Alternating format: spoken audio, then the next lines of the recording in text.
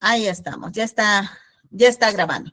Ahora sí, bueno, pues me presento, yo soy la profesora Erika Parada Barrón, soy necropsista y trabajamos también en el ámbito de la tanatopraxia como embalsamadores certificados a través del Consejo Nacional de Competencias Laborales. Y bueno, pues el día de hoy se me ha asignado esta invitación para la realización de esta charla que vamos a tener en los próximos minutos relacionada con la investigación forense y el manejo post-mortem y lo que se sabe a través de estos procesos periciales. Aquí vamos a trabajar temas de lo que es referente a la investigación, los aspectos legales, pero también los aspectos de lo que es la preservación y los procedimientos post-mortem como es la necropsia. Estos tres aspectos que vamos a trabajar el día de hoy los vamos a ir analizando poco a poco. Vamos a ir haciendo esta charla lo más clara posible y al finalizar la charla, bueno, pues ya tendremos la oportunidad de hacer este conjunto de preguntas y respuestas. Sin más por agregar, entonces vamos a comenzar. En lo que se van integrando las personas también en esta temática y en esta actividad, vamos a iniciar con un video, es un video breve de lo que es precisamente la investigación forense. Lo vamos a utilizar con fines de información general, pero también le damos pauta a que los demás compañeros se puedan ir integrando sin ningún problema. Espero que se escuche, me indican si se escucha también, por favor, proyectarlo a través de la pantalla. Ahí lo tenemos. Me indican si lo logramos escuchar. ¿Se escucha? Sí, maestro, se escucha perfecto. Un hombre quedó tendido en el frío pavimento. Nadie lo reclamó, nadie lo lloró. No contaba con una identificación o datos que lo llevaran a saber su procedencia.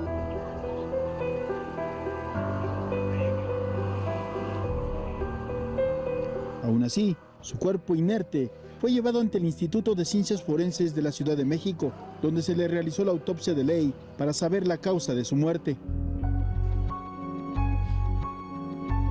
En este lúgubre sitio se le vio por última vez, aunque su última morada fue la fosa común. Las cifras oficiales revelan que muchas personas desaparecen de la faz de la tierra sin saber dónde quedaron. El año pasado terminamos casi un 40% de los cadáveres como desconocidos que fueron enviados a la fosa común. Los institutos o servicios forenses son los últimos sitios donde una persona quiere buscar a su familiar. Pero cuando no hay más camino, se tiene que saber quién era esa persona.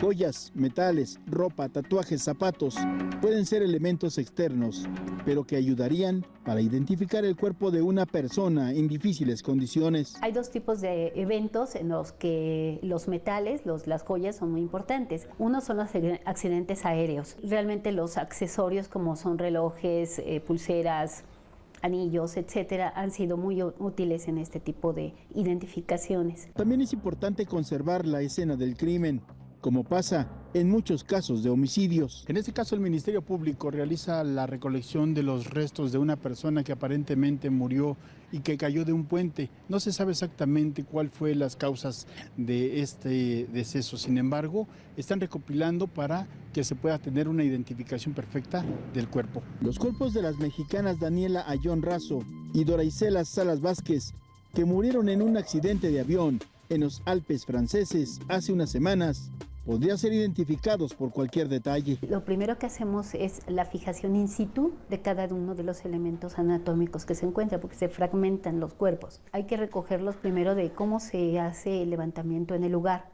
de los hechos. Esto es posible si existen elementos externos, pero para tener mayor certeza, se realizan exámenes y comparaciones. La forma de identificar una persona de manera científica se basa en las características biológicas. Estas características biológicas son, la primera, la dactiloscopía, que es una de las características naturales de cada individuo y que se permanecen desde que eres un bebé hasta su muerte de la persona. Existen otras que son más precisas. La segunda es las características dentales, la odontología. Las características odontológicas nos ofrecen muy buenos elementos para poder identificar a una persona. El resto solo son características físicas de todo el cuerpo de una persona. Desafortunadamente, esto no ocurre en todos los casos en nuestro país. Tan solo en la Ciudad de México, el 40% de las personas que mueren en la calle no son identificados. En algunos casos, por la falta de conocimiento de sus propios familiares. Padres, hermanos, hijos o incluso amigos, muchas veces no logran recordar de qué color eran los ojos de una persona, su color exacto de piel o pelo, si sufrió una lesión o su historial dental. Nosotros hacemos una retrospectiva, a ver, acuérdese, ¿cómo está este día?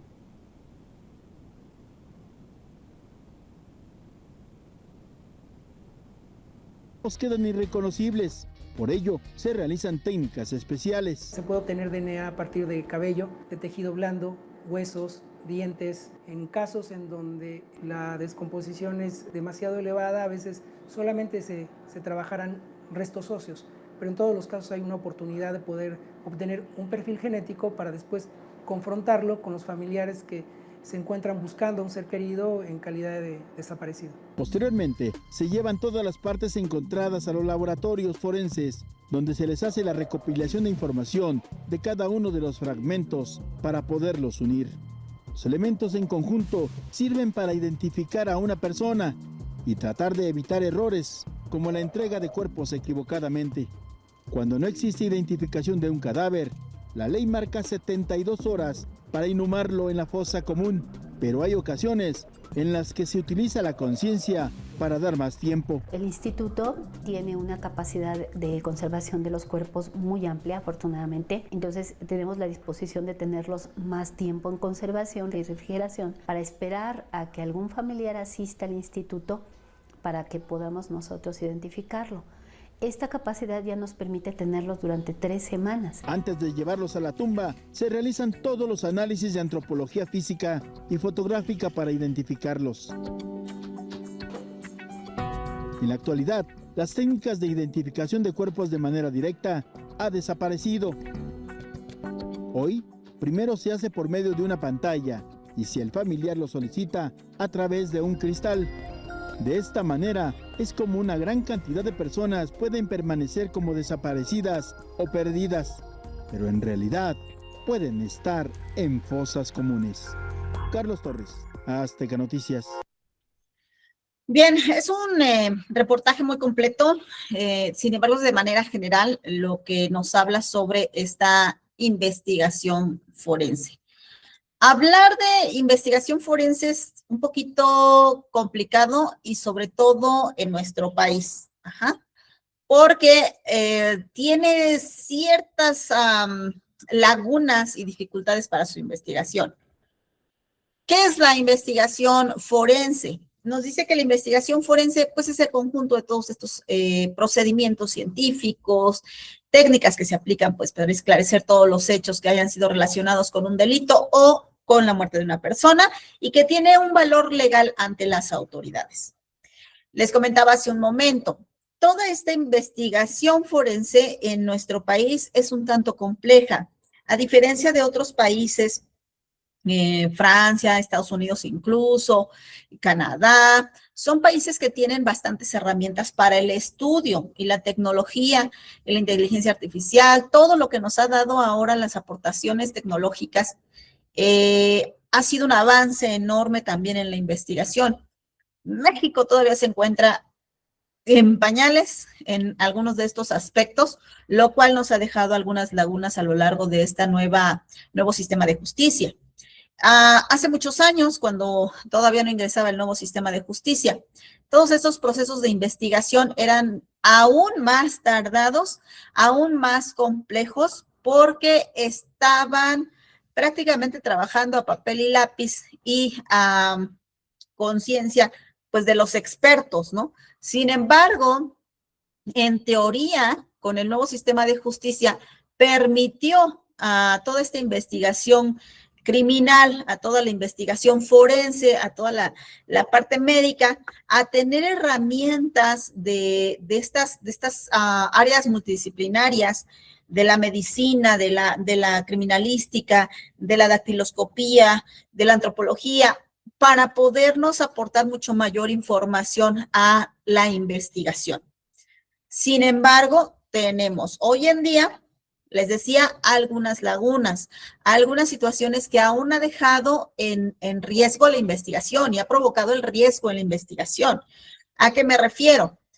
A veces una mala práctica, una mala intervención por parte del perito, una mala intervención por parte del primer respondiente, una mala intervención en la solicitud de la investigación al abrir la carpeta por parte de un ministerio público, el desconocimiento de cómo realizar estos procedimientos de investigación por parte de algunas de las autoridades, la falta de pericia que tienen algunos expertos, nos ha llevado en consecuencia que tengamos, sí, deficiencias en el sistema, deficiencias en la investigación y por lo tanto la aplicación de la ley y la justicia como corresponda, ¿no? De pronto tenemos hechos en donde tienes todo apuntando hacia la persona que resulta ser el agresor, pero hubo fallas, les comentaba, al momento de la intervención pericial, y nos desechan cualquier prueba o nos pueden desechar cualquier indicio si no está correctamente procesado. Entonces, sí tenemos alguna falta de comunicación total por parte de esta área integral que tenía que ser entre ministerios públicos, policía investigadora, primer respondiente, criminalista y médico. Hay hoy en día una pésima comunicación, a mi parecer, ¿no? Digo, con todo respeto para cada una de las fiscalías para las que a lo mejor algunos de ustedes o la gente tenga conocimiento y contacto, ¿no? Pero sí puedo afirmar esa falta de integración de los expertos en la investigación y por lo tanto esas fallas que llegamos a tener. ¿Por qué es importante todos estos procesos periciales? Tanto desde el momento en el que ya estamos recibiendo la llamada por parte de una central de radio por parte de los primeros respondientes, en donde nos indican que hay una persona o personas sin vida, hasta la recuperación del cuerpo, el procedimiento de necropsia. Todo esto nos va a ayudar a establecer y a obtener indicios o elementos que nos puedan ayudar a determinar la causa de muerte de una persona. También su cronotanato diagnóstico. ¿Qué tiempo de muerte tiene esa persona? Y nos permite identificar la forma o el mecanismo de cómo murió la persona. Entonces, todo lo que nosotros armamos a través de esta obtención de los indicios, desde el primer indicio que es nuestro cuerpo para nosotros como en la parte médico o legal, hasta los indicios que puede obtener el perito dentro de su lugar de intervención o el lugar de los hechos o el lugar de hallazgo. Todo eso va a tener entonces un valor jurídico, ¿ok? Bien, hablando de esta investigación pericial que se hace, porque me gustaría dividir la charla en dos aspectos muy diferentes, pero que al final se pudieran complementar. Uno que es la investigación forense y otro que es la tanatopraxia, ¿ok? Y cómo en conjunto se pudieran en algún momento relacionar porque están tan cerca y a la vez tan lejos ambas disciplinas en donde pudiera colaborar una con otra y lo vamos a ver más adelante. Porque habrá quien me pregunte cómo, o sea, ¿qué tiene que ver la parte forense con la parte de la preservación? Cantidad que todavía nos falta por aportar a la parte de la investigación y que la tanatopraxia puede ser una de ellas, ¿no? Bien, hablando entonces de las fases o de la parte de la investigación forense, vamos a ver un poquito de la parte de la criminalística, desde la escena o el lugar de los hechos, el lugar de hallazgo, el lugar de intervención, desde dónde va el levantamiento del cadáver, el traslado y, por supuesto, este procedimiento médico-legal que se hace, o la necrocirugía, o esta necropsia que se realiza para que podamos determinar la causa de la muerte. Hablemos entonces primero de la escena de los hechos, o del lugar de intervención, o el lugar de hallazgo, ¿ok? Cuando nosotros llegamos, o cuando el perito en criminalística llega a una escena, ajá, tiene muchas actividades que hacer. Cuando él llega ya está delimitada la zona de crisis, ajá, ya está delimitada por el primer respondiente, porque el primer respondiente que llegó, observó, y cuidadosamente esperando no se contamine esa escena, ya hizo su delimitación con sus cintas, con sus barreras. ¿Para qué? Para que ya no haya esta entrada y salida de personas ajenas a la escena y pudieran contaminarla. Ajá. Entre esta delimitación se cuida bastante que no exista, les decía, esta contaminación por las personas que llegan a observar, por el que le dio curiosidad, por el familiar, ajá. Ya delimitada, entonces se hace llegar a través, les decía, de una llamada central de radio, en donde se le notifica al perito en criminalística la intervención en el lugar fulanito de tal, a tal hora, con tal ubicación, para la investigación de la persona, personas o situación que se haya suscitado en la localización que nos acaban de dar.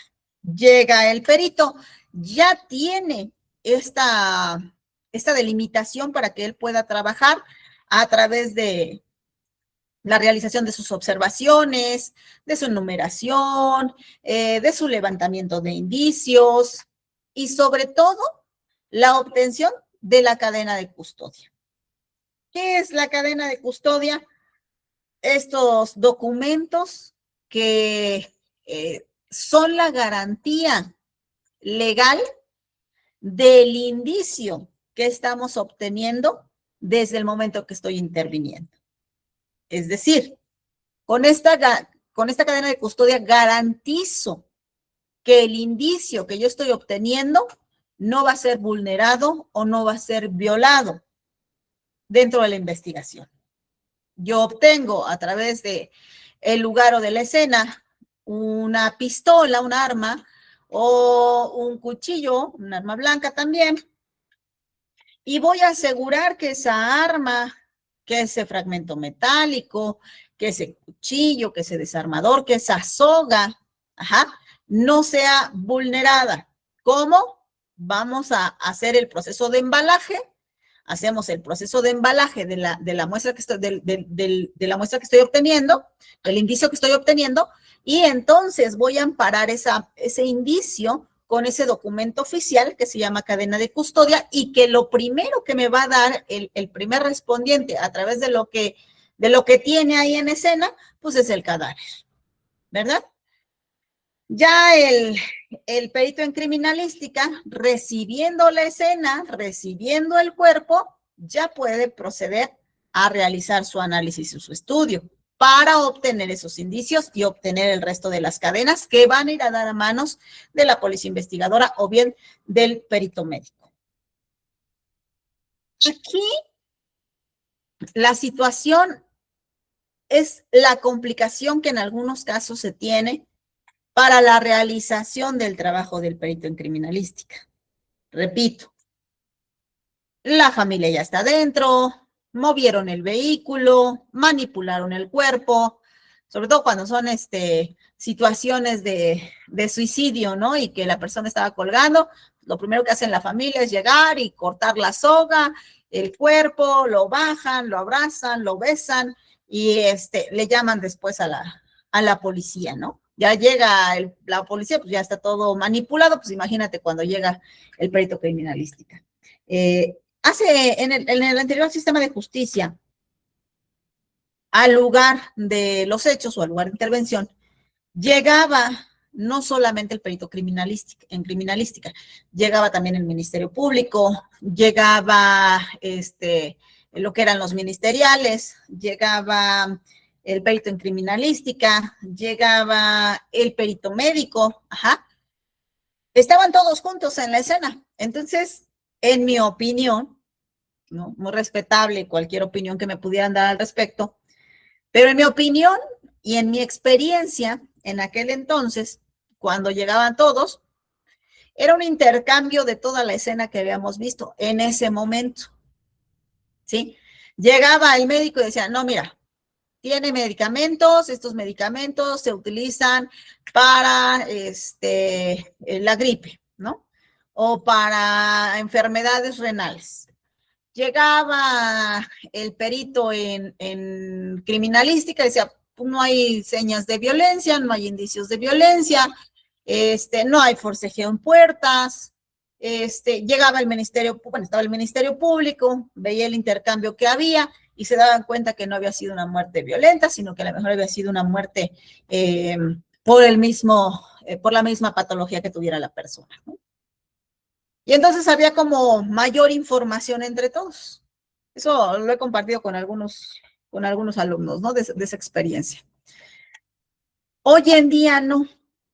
Hoy en día cada quien hace su trabajo por su lado y al final trata uno de integrarse. Eso es lo complejo de la investigación. Y esas son algunas de las lagunas que en algún momento se cuestionaban dentro de este nuevo sistema de justicia, ¿no? Que iba a tener margen de error, y por supuesto que lo tiene, porque hoy en día ya no acude el perito médico, ya no acude el Ministerio Público, llega el perito en criminalística, a veces se aparece la policía investigadora, y entonces todo lo vamos captando como se pueda. Es decir, está el primer respondiente y te dice, no, pues en el barranco que se cayó un carro y creo que hay un señor, ¿no? Porque creo que hay un señor, no bajó nada, nada más se delimitó. Y luego llega el perito en criminalística, baja y dice, no, sí es un señor, se cayó, sí, no pasa nada. Llegan, lo recuperan el cuerpo, lo llevan al CEMEFO, o al Servicio Médico Forense, o a la funeraria donde estén haciendo esta función de recuperación de cuerpos y traslados, y resulta que no era hombre, ¿no? Era mujer, y que no tenía golpes, y no tenía balazos, ¿no? Entonces, después, el Ministerio Público tiene que volver a solicitar muestras, porque pues él se fue con lo que le dijo el primer respondiente y con lo que medio le dijo el criminalista siguió con lo que dijo el primer respondiente, no se dio cuenta de otra cosa, y el médico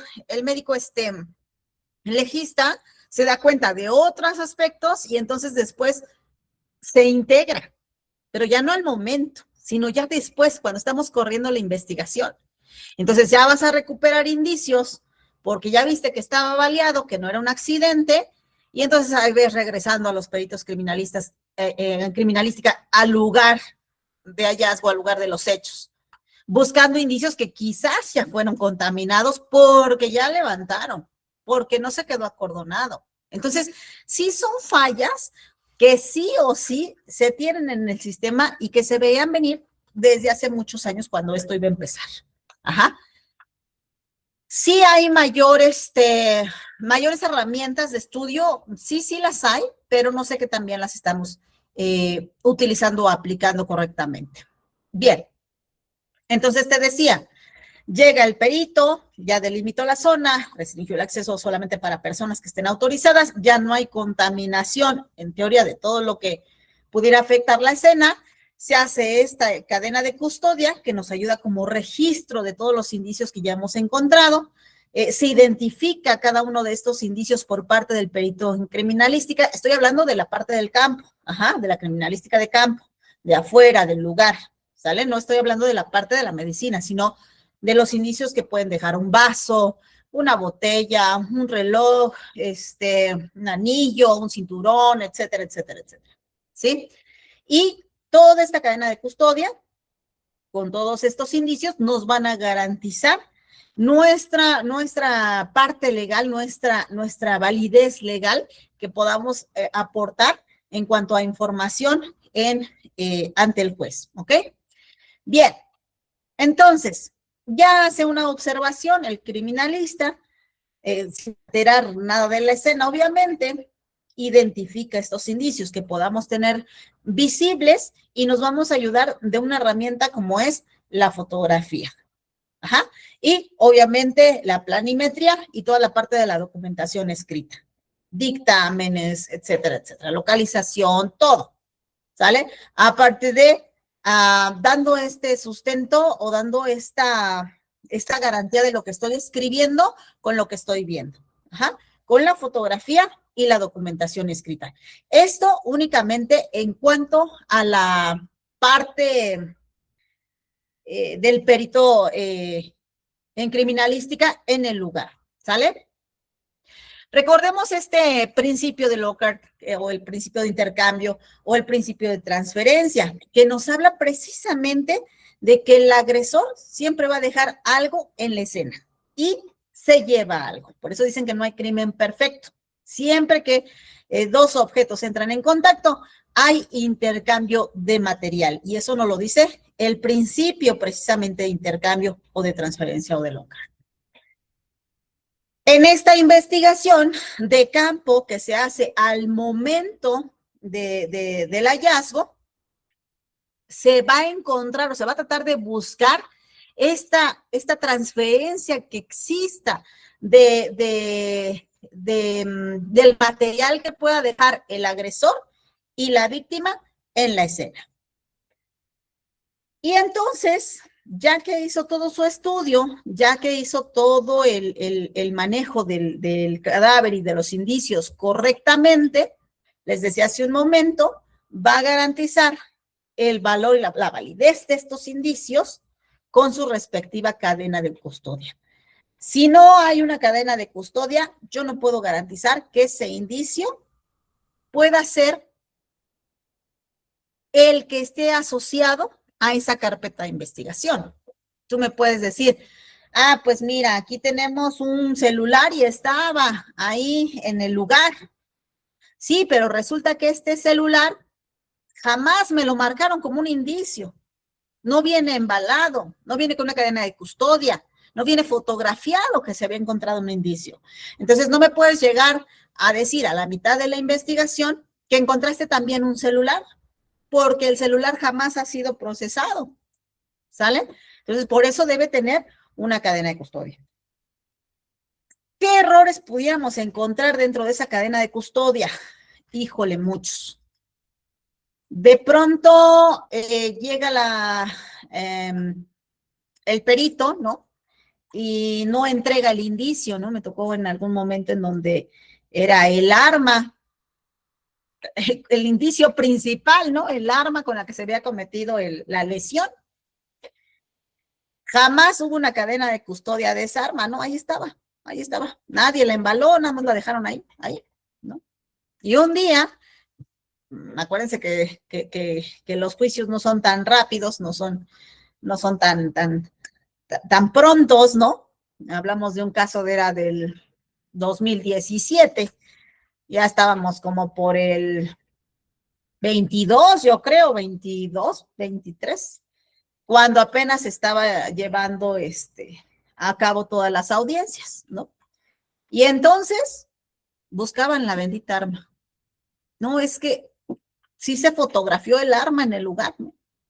Ya sacaban todo el estudio fotográfico y efectivamente el arma aparecía en el lugar. Y entonces le dicen, ¿sabes qué? ¿Quién recolectó el arma? No, pues en ese momento le tocó a tal perito, pues búscame al perito. Y el perito, es que en ese momento ya no se entregó, ¿no?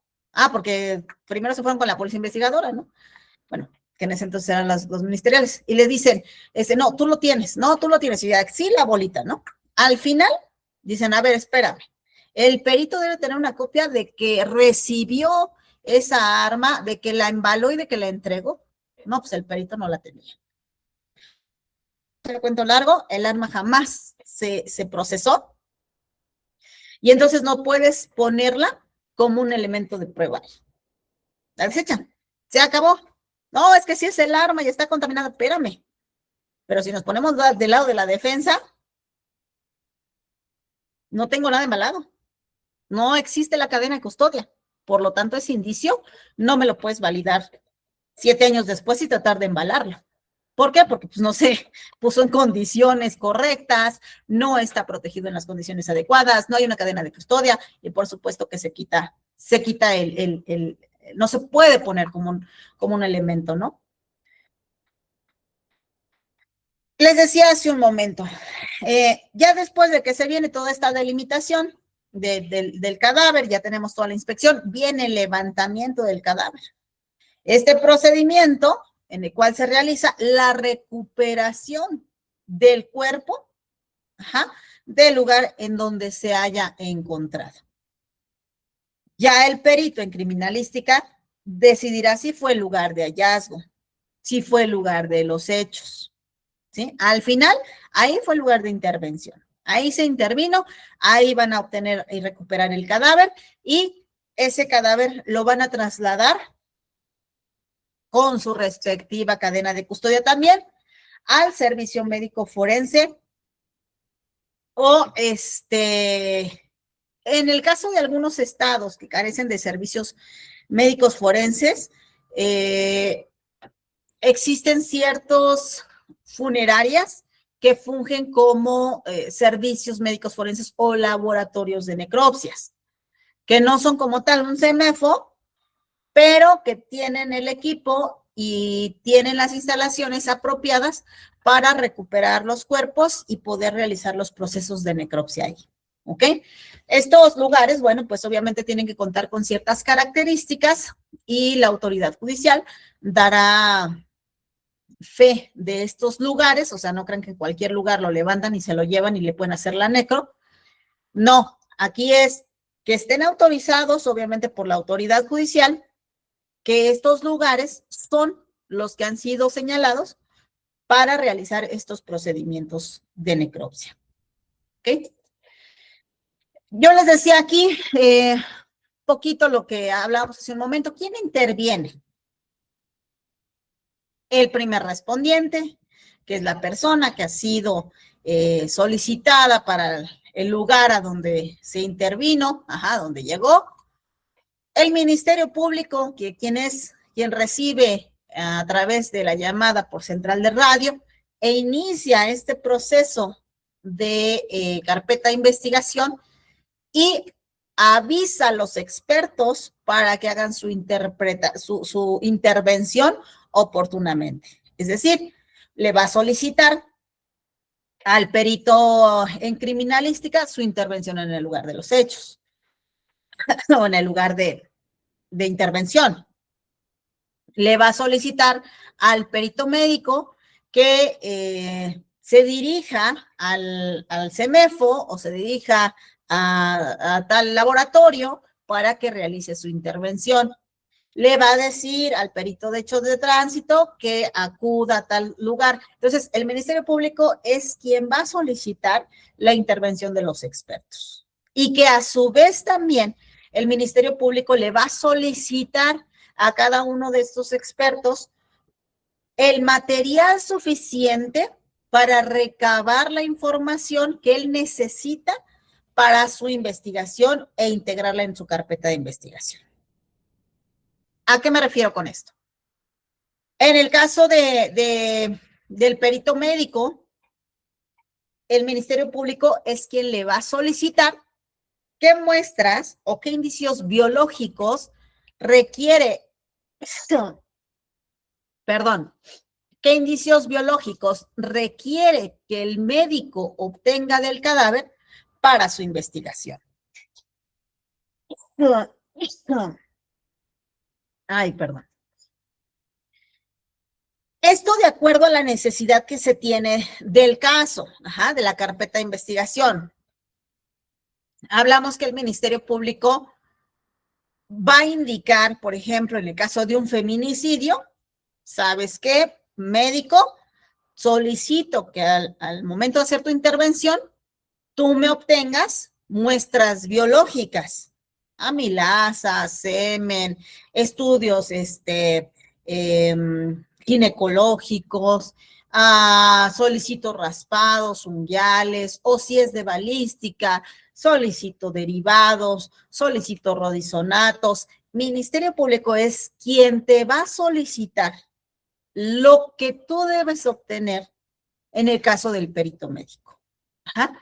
En el caso del criminalista no, porque el caso del criminalista va a hacer su intervención, va a través de su experticia, va a saber qué indicios para él va a enriquecer esa carpeta y esa investigación, para que al final todo eso se junte y entonces se pueda llevar a cabo de manera integral la investigación y facilite la información que quieren obtener.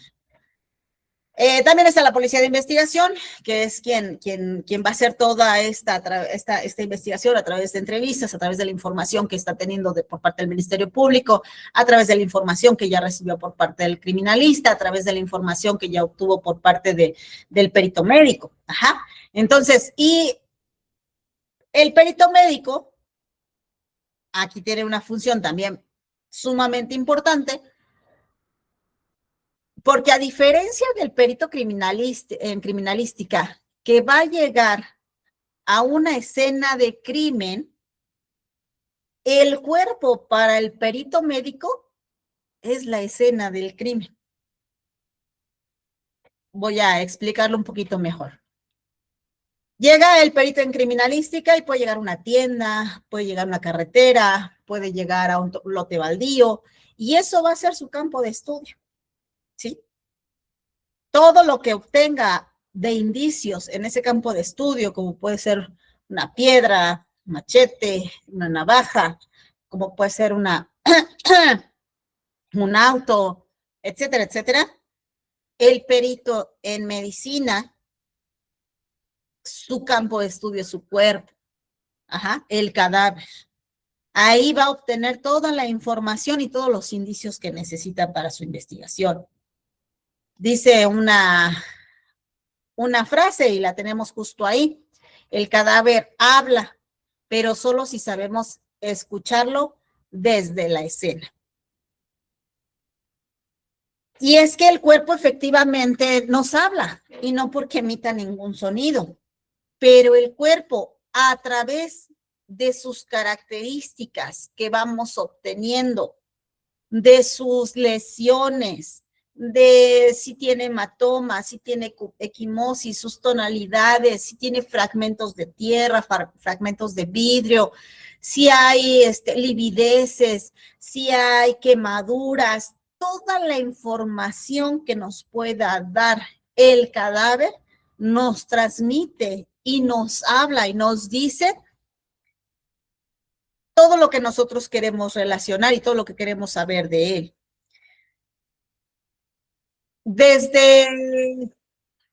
Tuve en algún momento una situación en donde les comentaba a algunos alumnos, ¿no? Decía una señora fallece por una lesión con un objeto punzocortante que se clavó en la tráquea, ¿no? En la entrevista que hace el policía de investigación, andaba el policía ahí donde estábamos haciendo la necropsia, nosotros al final tenemos que dar la causa de muerte, nada más, ¿no? Pero escuchábamos la historia, ¿no? Y nos decía, no, pues es que su hija dice que iba caminando con un cuchillo, pero que el cuchillo, pues sí, lo llevaba empuñado la señora y que la señora se tropezó y cayó sobre el cuchillo, ¿no? Entonces, pues por eso se lo incrustó, se lo enterró y pues la señora falleció. Fíjate cómo habla el cuerpo, ¿no? Esa fue la historia de la hija. Pero nosotros en el necrocomio, cuando teníamos el cuerpo enfrente, era un cuerpo de una persona de unos 55 más o menos, bajita, pesando cerca de unos, ¿qué será? A lo mejor 110 o 120 kilos, en donde ya vemos que es una persona con sobrepeso, por lo tanto, sus manos son más cortitas, precisamente por el volumen que tiene en el cuerpo, ajá. Y las piernas, obviamente, son anchas de arriba, más delgadas de abajo. Y aquí la pregunta, ¿cómo iba a llegar? Era un cuchillo cebollero de sus grandotes, ¿no? ¿Cómo iba a llegar a enterrarse todo ese cuchillo en la tráquea? Si las manos no alcanzaban a llegar hasta arriba. ¿Cómo tuvo que haber sido la caída si la persona estaba de cúbito dorsal, es decir, boca arriba? Ahí ya no cuadraba, ¿verdad? Ya habían como que desde la entrevista con la hija, pues ya no nos daba a la mecánica de la lesión y a la posición del cuerpo.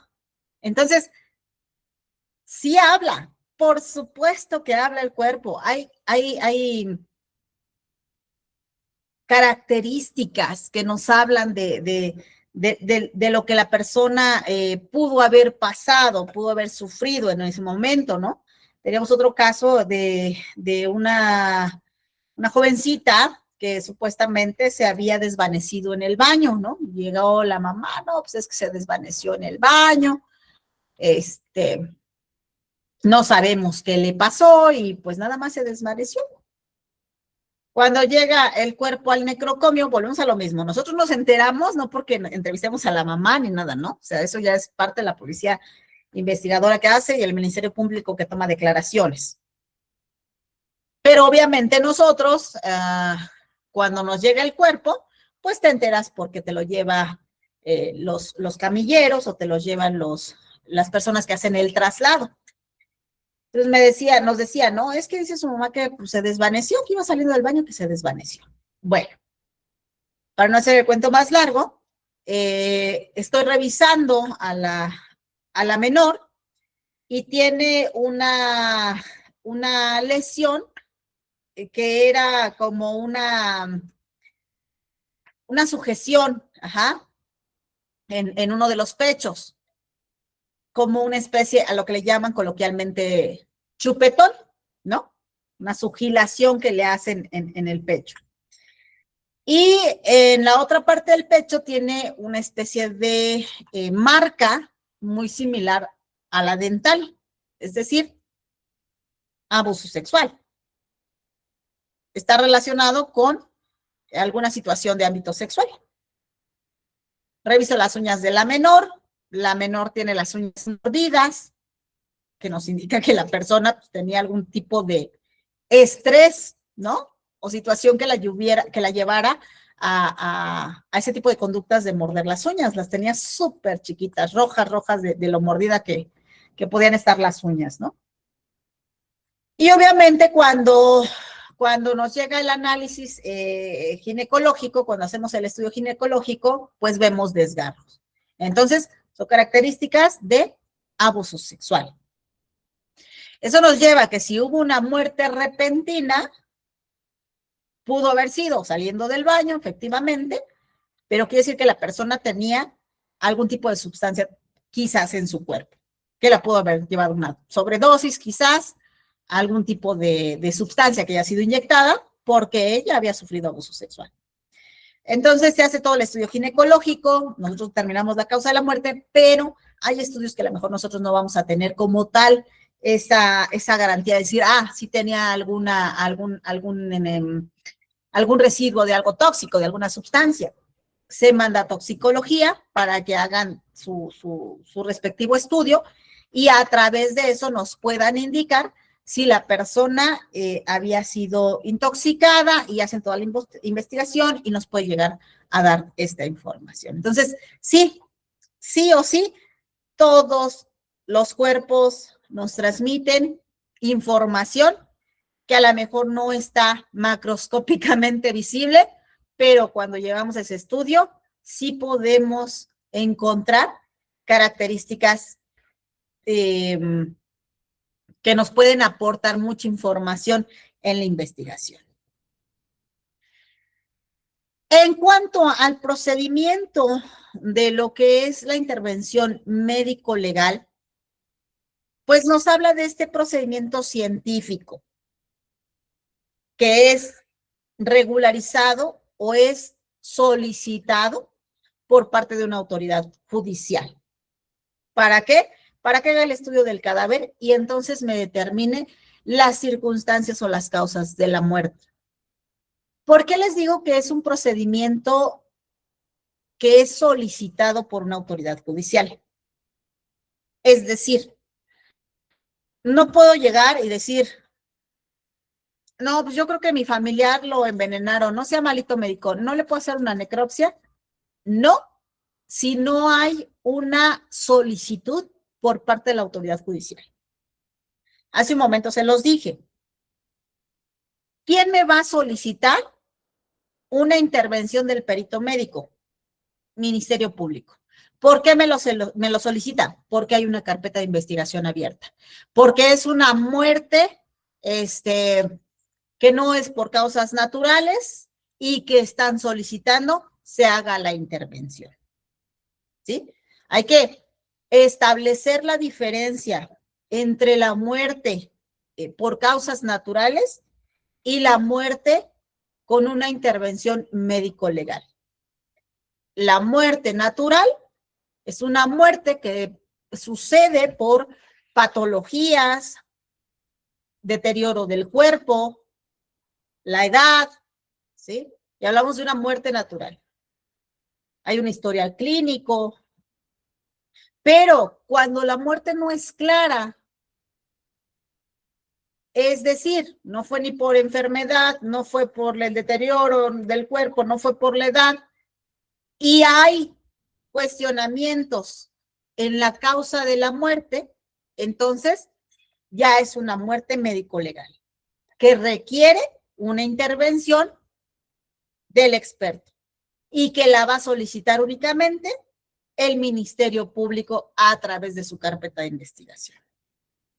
Si yo no tengo un documento en donde me diga, licenciado fulano de tal, agente del Ministerio Público, solicita la intervención del perito médico legal, médico forense, para el cuerpo del masculino de quien vida llevar el nombre tal, tal, tal, depositado en el necrocomio tal, tal, tal, solicitándole tal muestra, el perito en criminalística no puede hacer intervención.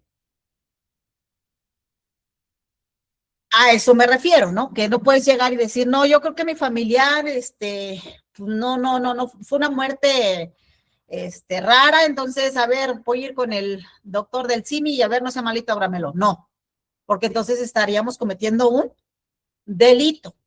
Ajá. Estos procedimientos sí se pueden solicitar, yo familiar, no me quedó claro de qué murió mi familiar, y entonces le voy a pedir a la autoridad judicial, a través del Ministerio Público, que me abra esta carpeta porque la muerte de mi familiar no fue clara. Para mí no me queda claro. Y entonces, en su momento, Ministerio Público va a solicitar la intervención del perito médico y va a realizar la necropsia.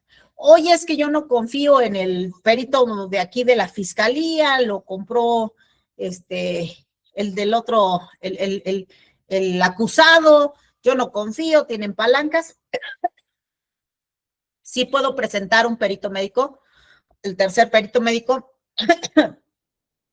tercero en discordia, para que pueda hacer la observación del procedimiento que está haciendo el perito médico, que está adjunto a la fiscalía, y tu perito que está solicitando de manera particular para que pueda observar la intervención del médico y determinar que el trabajo se hizo correctamente.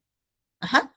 Eso sí puede suceder. O sea, sí pudieras contratar un perito particular, sí, que sería el tercer discordia, y que podría estar presente en el procedimiento de necropsia cuando no nos quede claro la muerte y la intervención del perito que está participando. La exhumación del cuerpo también, ¿no? Por ahí lo veíamos con el caso de Devani Escobar, esta jovencita que fue localizada dentro de una, ¿cómo se llama? un estanque de ahí de agua dentro de un hotel.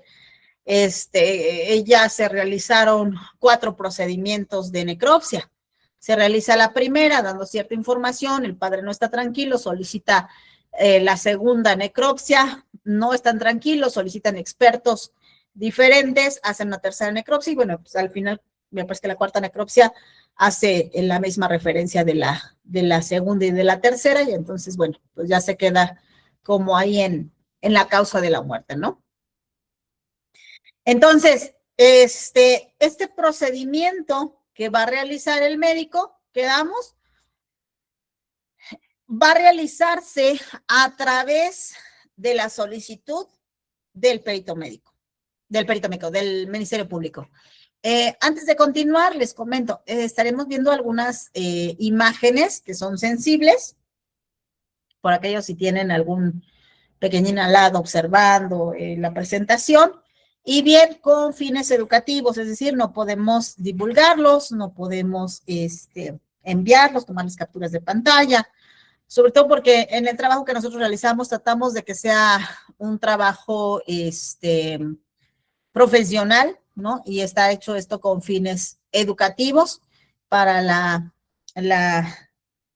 aclaración también y la expansión del conocimiento, ¿no? No podríamos hablar de procedimientos de necropsia sin ver cómo se realiza la necropsia, ¿verdad? No podríamos hablar de la preservación si no vemos un cuerpo, preservación y toda esta información. Pero sí lo tenemos que hacer totalmente ético, ¿no?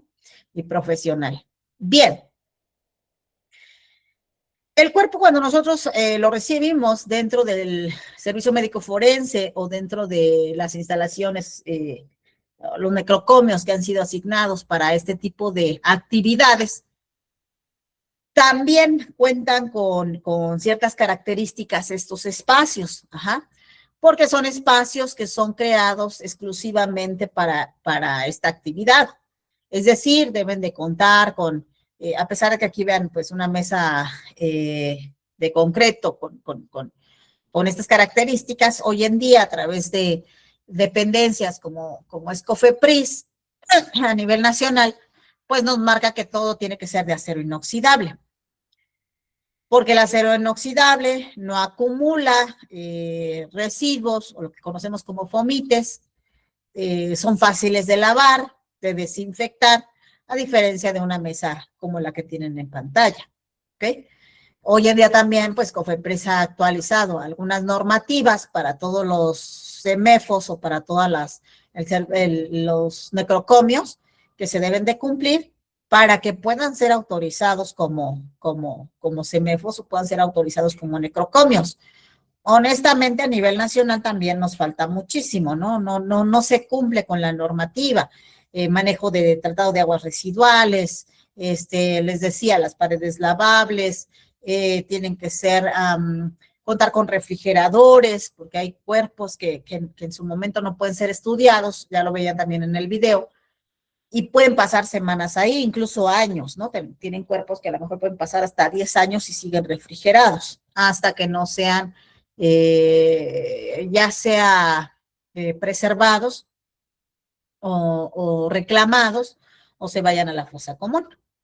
Bueno, tomando en cuenta entonces esto, se llevan a los necrocomios perfectamente embalados. El cadáver se embala a través de una bolsa para cadáveres, son bolsas muy resistentes, una por cadáver, ¿no? De pronto las lavan y las vuelven a usar, las lavan y las vuelven a usar y ya llevan como 4 usos. No, en teoría, las bolsas son únicas para ese cadáver que estamos utilizando. Vienen selladas y vienen en el centro etiquetadas con el número de carpeta de investigación que se ha abierto, con el tipo de indicio que tenemos, masculino, femenino, etcétera, etcétera. Si pudiera en algunos casos cerrar, sí pudiera. Me ha tocado casos en donde llega la etiqueta con masculino y yo no tengo un masculino, yo tengo un femenino. Tengo que notificarlo porque yo no estoy recibiendo lo que me están dando. Por eso se tiene que fotografiar cerrada la bolsa de cadáver como abierta la bolsa de cadáver. Porque si en algún momento me ponen en la etiqueta masculino y en mi cadena de custodia, porque yo recibo ese cadáver con todo y cadena de custodia, me va a decir masculino, y cuando yo la abra dice femenino, entonces no corresponde al cuerpo que me están proporcionando. ¿Sale? Desde ahí debemos tener ese cuidado. Tiene que coincidir lo que yo tengo a la vista con lo que yo tengo en mi etiqueta, con lo que yo tengo en mi cadena de custodia.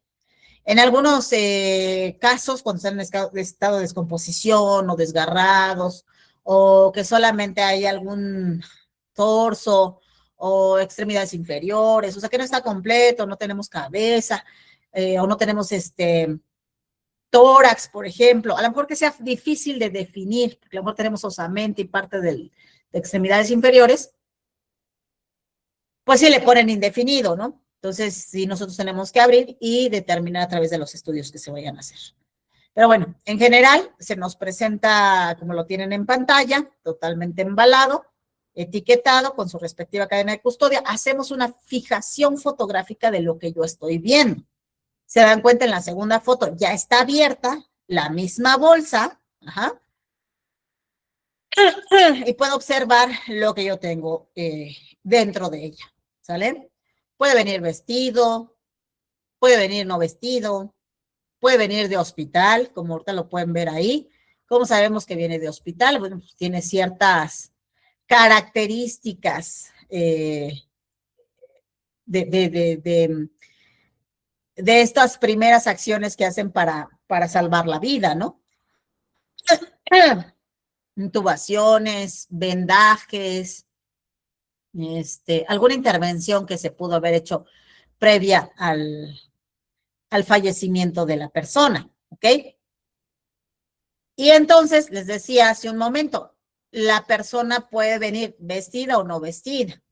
Ya la retiramos entonces de la bolsa y puedo observar sus características de manera lateral, de cúbito ventral, de cúbito dorsal, todas sus características del cuerpo para poder establecer una identidad e identificación de la persona, un perfil de esa persona, una media afiliación de esa persona, ¿ok? Color de piel, si tiene algún tatuaje, alguna seña particular, tamaños de ojos, de boca, de oídos, tipo de nariz, tipo de pómulo, mentón, si tenía bigote, si tenía barba, color de cabello, y las prendas que tiene, qué prendas portaba la persona, si tenía tenis, color, marca, calcetas o calcetines, también color, marca, pantalón, color, marca, vestido, frase, ajá, la playera, las condiciones de la playera, y en todos estos casos, cuando nosotros revisamos el cadáver, pues obviamente se observa si a lo mejor la persona tiene alguna identificación dentro, ¿no? Con la finalidad, si es que la persona está como no identificada. Que eso lo llega a hacer el perito en criminalística en el lugar de intervención, lo llega a hacer el perito en criminalística en el lugar de intervención, pero a veces en el lugar de intervención no tiene información alguna. Te dicen, no, pues es que no traía identificación, ¿no? Y de pronto cuando nosotros revisamos el cadáver y le estamos quitando las prendas, pues que ya viene la cartera o viene el celular. Digo, también llega a pasar en que no trae ya nada, ¿no? Dice literal, lo bolsearon, ¿no? Pero ya desde ahí nos lo manipularon. Pero sí llega a pasar, ¿eh? No es cuento. Disculpen si alguno es policía o ha sido primer respondiente, pero pues vamos a ser honestos. De repente llegan los cuerpos y ya traen la bolsa de fuera, ya no traen nada, ya no traen identificación, pero en algunos casos sí. Vienen y deberían de venir embaladas las manos de los cadáveres, porque eso también nos puede arrojar información, este principio de intercambio. Entonces llegamos a tener algún intercambio cuando hay, por ejemplo, alguna riña, alguna lucha, algún acto de defensa, en donde puede haber esta pelea, ¿no? Y en las uñas podemos obtener información como son las células epiteliales. Digo, no tenemos bancos comparativos, pero sí en algún momento nos pueden ser de utilidad en las células epiteliales con el posible agresor y hacer los estudios correspondientes, los comparativos, y bueno, ya nos indicará, ¿ok? Todas estas prendas también se van a utilizar, sobre todo cuando son personas en calidad desconocidas. Ahorita veíamos en el video que, bueno, son personas en calidad desconocidas, las llevan entonces a la fosa común. Antes de llevarlas a una fosa común, tenemos que quemar todas las posibilidades que puedan existir de la identificación de esa persona. Si tiene alguna ficha de búsqueda, si tiene con esas señas particulares, con esa media afiliación, si la persona a lo mejor tiene una ficha de búsqueda, ¿sí? Con esa característica, con ese tatuaje, sobre todo los tatuajes, que son los primeros que se fotografían. Alguien me decía, ¿no? Si te haces tatuajes, fotografíalos, ténganlos presentes, ¿no? ¿Por qué? Porque son los primeros que se identifican, ¿sí? Entonces, todas estas prendas las fotografiamos, las revisamos y se pueden entregar a la familia si es que tenemos identificado al cuerpo, se entregan a la familia y solamente aquellas que nos van a servir de indicios, como puede ser, por ejemplo, para un baleado, en donde a lo mejor el impacto lo tenemos en una chamarra, en una camisa, en una playera, esa camisa, esa playera se va a sus respectivas muestras, ¿no? A sus pruebas. Pero si la persona está en calidad desconocida, pues obviamente las prendas, todo eso se sube a la base de datos correspondientes para la identificación de personas que están como desaparecidas o no identificadas en los sistemas, ¿ok? Hoy en día existen plataformas que tiene el gobierno federal para poder encontrar a estas personas que han sido localizadas sin vida y que a lo mejor tengan una ficha de búsqueda o que algún familiar lo esté buscando. Ajá. Y que ya están en CEMEFO, ¿ok? Sí los tienen a los cuerpos en refrigeración, decía Insifo ahorita, ¿no? Que tienen una gran capacidad para poder mantener esos cuerpos, porque existen estos refrigeradores que pueden permitirnos almacenarlos por 10 años, tenerlos ahí, ¿sí? Tiene sus desventajas, y ahorita que hablemos de la tanatopraxia, lo van a ver, ¿no? Bueno, entonces cuando nos llega a la mesa de trabajo, podemos observar las características y condiciones en las que se encuentra un cuerpo. Es decir, si el cuerpo es, su cronotanato diagnóstico es reciente, si a lo mejor lo tenemos putrefacto, si lo tenemos quemado, en qué condición se encuentra. Ajá. Y en cualquiera de sus condiciones, hasta donde nos permita el cuerpo, sí o sí, tenemos que realizar este procedimiento de necropsia. El procedimiento de necropsia consta en la apertura de cavidades. Es decir, voy a abrir cavidad craneal, cavidad torácica, cavidad abdominal y si así se solicita, la cavidad pélvica. ¿Sí? Pero craneal, tóraco, abdominal, sí o sí se abren, independientemente de las circunstancias en que yo le encuentre. Es decir, tengo a la chica, voy a realizar el procedimiento, pero así también se lo voy a realizar a la persona que murió con estas quemaduras de tercer grado. Ajá. Las condiciones son diferentes, ¿sí? No es lo mismo una apertura de una cavidad de un cuerpo que está reciente, ajá, a un cuerpo que a lo mejor voy a tener con las características como las tiene la persona que sufrió quemaduras, desde la posición, desde el momento en el que yo intente relajar el brazo de la rigidez que pueda tener una persona que tiene unas 8 horas de fallecido, a la rigidez que puede tener la persona que está, que se quemó y que van a estar su cuerpo con toda la contracción de músculos por las mismas quemaduras y que se puede fracturar al momento de tratar de bajarlas, ¿no? O de tratar de acomodarlas. Ahorita vamos a hablar de la parte de tanatopraxia. Bien, y entonces podemos también observar qué tipo de lesiones tenemos. Son lesiones que obviamente provocaron la muerte, son lesiones que no pudieron haber provocado la muerte, son lesiones que pusieron o que fueron importantes o causaron directamente la muerte. Para eso se realiza este estudio, ¿no? ¿Qué lesiones son macroscópicamente visibles? Aunque siempre les he dicho, aguas, ¿no? No te guíes. No, es que trae el golpe en la cabeza y se murió de eso. No, espérate. Hay que estudiarlo, ¿no? Porque resulta que el golpe en la cabeza fue lo segundo. Lo primero que lo mató fue el proyectil de arma de fuego que impactó en tórax, ¿no? Siempre les he dicho, ojo con dar por hecho, sobre todo en la parte de la criminalística, la medicina forense y las ciencias forenses en general. No podemos dar por hecho absolutamente nada. Para eso es esa investigación minuciosa. Nada es lo que aparenta. De verdad, nada es lo que aparenta, ¿eh? Me decía en el caso de una niña, ¿no? Una menor, no sé, a mí eso de que se desvaneció nunca me ha sonado, ¿no?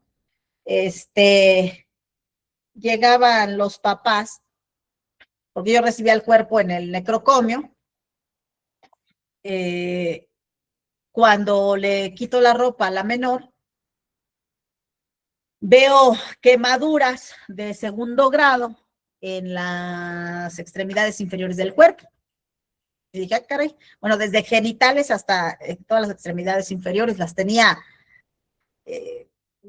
quemaduras muy, muy importantes, ¿no? Entonces, me dio tentación, ¿no? Y pregunté, ¿de qué me dijeron que le pasó a la menor? No, pues dice sus papás que estaba bien y que se cayó en el jardín y que pues, se murió, ¿no? Se pegó en algo y ya no reaccionó. Y cuando te das cuenta de tremendas quemaduras, pues ya no te cuadra, ¿no? Entonces, bueno, al final, pues estos cuates habían metido a la menor a agua hirviendo, la sentaron en una tina y obviamente por eso provocaron esas quemaduras. Yo les repito, nosotros nos limitamos a dar la causa de la muerte, más no toda la historia, ¿no? Pero pues a veces sí te inquieta y dices, a ver, ¿qué pasó, no? Ya cuando nos cuentan, dices, no, pues sí, o sea, obviamente que no coincidía su declaración con las semejantes lesiones que tenían las personas, ¿no? Entonces, ahí tenemos, por ejemplo, las lesiones que causaron la muerte de las personas, y aquí lo que queda, ya sabemos de qué murieron: un traumatismo cráneoencefálico, ¿no? Una fractura facial severa, una anemia aguda por laceración, ya lo sabes. Ahora, ¿cómo fue? ¿Qué lo provocó? Ajá. Y obviamente todo eso va a coincidir en tu carpeta de investigación para su respectivo conclusión, ¿no? De la investigación. Les decía a ustedes, independientemente de el tipo de cuerpo que tengamos, a todos los que van con una carpeta de investigación, debemos sí o sí realizar un procedimiento de necropsia: apertura de cavidades craneales, torácica, abdominal y pélvica. Si tenemos orificios con proyectil de arma de fuego, entonces tenemos que llevar muestras biológicas, como son derivados nitrados, como son muestras de rodizonato, si es que tienen ropa a la prueba de Walker, si tenemos oportunidad y sean solicitados raspados unguiales.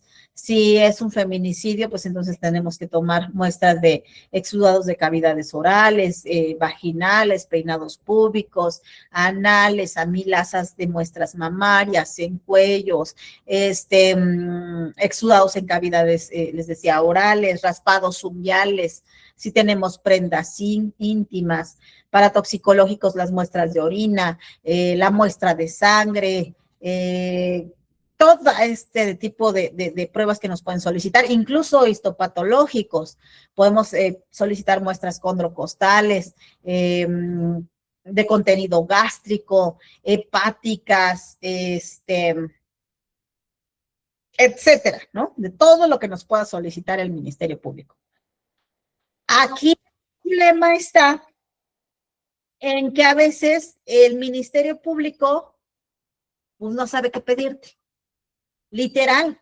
O sea, hay ocasiones en donde te hablan y te dicen, ¿qué le pido? ¿Cómo que qué le pido?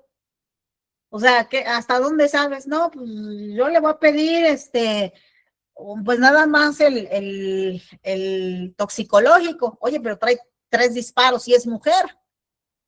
Entonces, ¿qué le pido? No, me dijo, pues mándalo feminicidio con balística. Entonces, ponle, les decía a todos los que tenemos que correr, ¿no? Cavidad oral, hisopos de cuello, regiones mamarias, filamentos pilosos, fragmentos metálicos, rodisonatos, derivados, prendas íntimas, peinados vaginales, depilado vaginal, raspado unguial, no, cantidad, ¿sí? Pero a veces el desconocimiento del mismo Ministerio Público no te la cita. No te solicite esas muestras. Y por lo tanto, tu médico, si no están solicitadas por parte del Ministerio Público, pues tú no te puedes tomar el atrevimiento de decir, pues le voy a sacar raspado unguial, ¿no? O le voy a sacar muestra de amilasa región mamaria. Pues no, porque no viene en tu carpeta de investigación.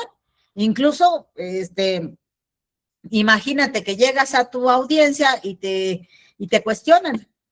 A ver, perito, ¿por qué tengo muestras aquí de exudados vaginales y nunca se le solicitaron? ¿No? Y al rato te metes en otro problema, ¿no? Por revictimizar el cadáver. ¿Sale? O bien, no, pues es que yo tengo aquí que se le solicitó filamentos pilosos para comparativos. ¿Por qué usted no recolectó los filamentos pilosos para los comparativos? Ajá. Entonces, ahí es donde tenemos algunas de las fallas que podemos encontrar en el sistema de no tener un buen conocimiento de lo que es necesario en las investigaciones y llegar a errarlas, o bien generar una investigación que no tiene mayor investigación, ¿no? Me ha tocado casos en donde me corren feminicidios, en donde la señora tiene 90 años, historial clínico, y el perito me fotografió todos sus medicamentos. Y aún así, Ministerio Público, el perito criminalista me fotografió todos sus medicamentos, y aún así, Ministerio Público me solicitó feminicidio. ¿Vale? Son pruebas que vas a correr y que pues, no te van a dar mayor resultado. ¿Estamos de acuerdo? Entonces, les comentaba, en cuanto a la cuestión fotográfica, la cuestión de las necropsias, sin importar mi cadáver, se tiene que realizar. Pero estas características que tiene el cadáver post-mortem, como son livideces, como son en proceso de descomposición, si está en licuefacción, si tiene gasificación, si tiene apergonamiento, si tiene saponificación, cualquiera de estas características me puede ayudar a darme una idea de la temporalidad y el lugar en donde la persona estuvo previo a su fallecimiento por las condiciones en las que se encuentra, ¿ok? Más la información que me puede agregar. Por ejemplo, en el cuerpo que tenemos del lado derecho, solamente tiene una bolsa aquí abajo, es una bolsa aparentemente de pañales, ajá, ya no se ve ropa, pero sí tiene residuos de prendas en la parte ventral, ¿ok? En la segunda fotografía sí ya tenemos crecimiento de larvas, al igual que el primero, pero en el primero no tenemos tantas larvas como en el segundo. Entonces nos está indicando también la temperatura en la que pudieron estar conservados de diferente manera. Tenemos prendas también, hacemos análisis también de las lesiones, si a lo mejor tenemos alguna escoriación, si tenemos, bueno, sí, se pudiera ver en alguna, si tenemos alguna lesión con algún objeto punzocortante, si tenemos algún orificio, si tenemos alguna lesión que nos pueda aportar información, independientemente que estén en estas características. ¿Sale? ¿Dudas hasta aquí?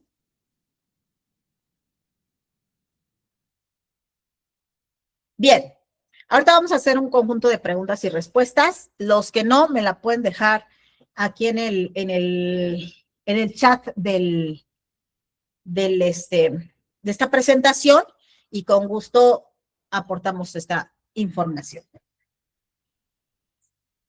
Yo les decía hace un momento, en esta investigación que se realiza, se hace sí o sí la apertura de las cavidades. Gracias, Maña Cruz. No importa si me dicen, es que trae el traumatismo en la cabeza, o sea, ¿ya para qué abro lo demás? No, tengo que abrir lo demás. Pero acuérdate que en esto no es lo que ves, sino lo que no ves, ¿sí? Vemos entonces la apertura de la cavidad craneal para poder observar si tenemos alguna lesión, si tenemos algún hematoma, si tenemos alguna fractura craneal que haya causado la muerte, las condiciones también del cerebro. Tenemos la meninge, la dura madre y las extraemos.